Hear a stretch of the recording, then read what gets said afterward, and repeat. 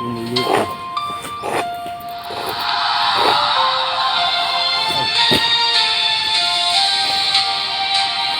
Tangad naman ba? Ilater ka size? Ako si Jun Basilonia, ito ang kwento ko.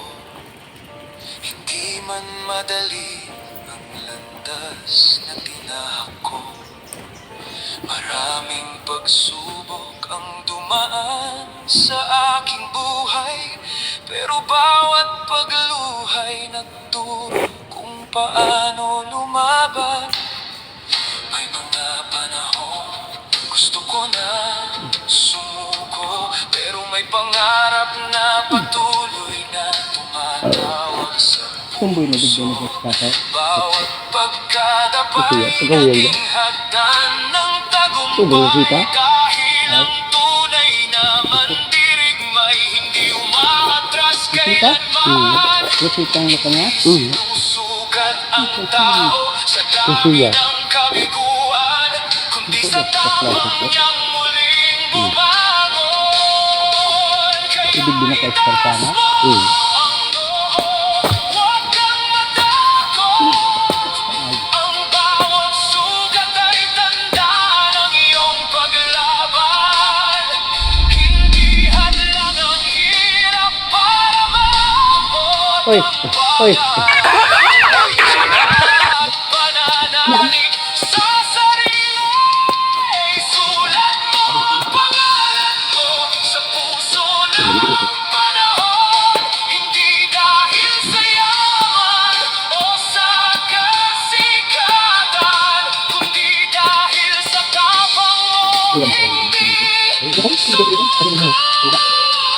at sa inspirasyon iniwan mo sa iba.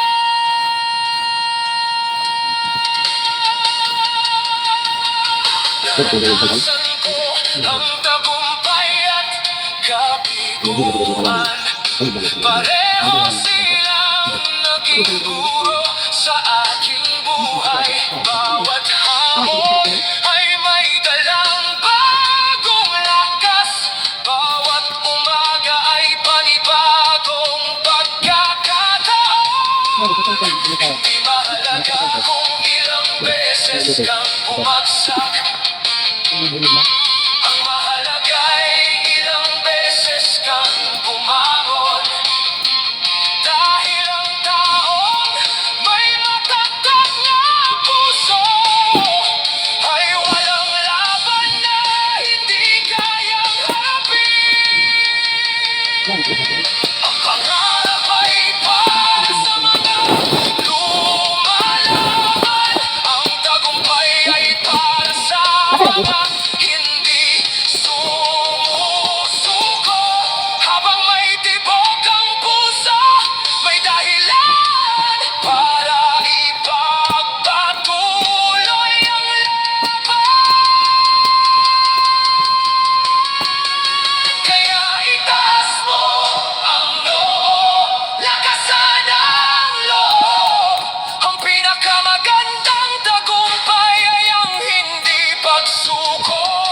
Hindi man madali ang bawat hakbang, may liwanag sa dulo ng bawat dilim. At balang araw, kapag binanggit ang pangalan ko, hindi dahil ako'y perpekto o pinakasikat, kundi dahil pinili kong lumaban hanggang dulo. Ako si Jun Basilonia,